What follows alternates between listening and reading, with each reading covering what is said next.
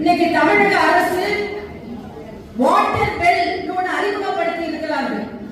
நான் மருத்துவராக இருக்கிற காலத்தில் 2 ஆண்டுகளுக்கு முன்னாலேயே புதுச்சேரியில இந்த வாட்டர் பெல்லை அறிமுகப்படுத்தி 10 மணிக்கு ஒரு பெல்லு, 2 மணிக்கு ஒரு பெல்லு, 4 மணிக்கு ஒரு பெல்லு.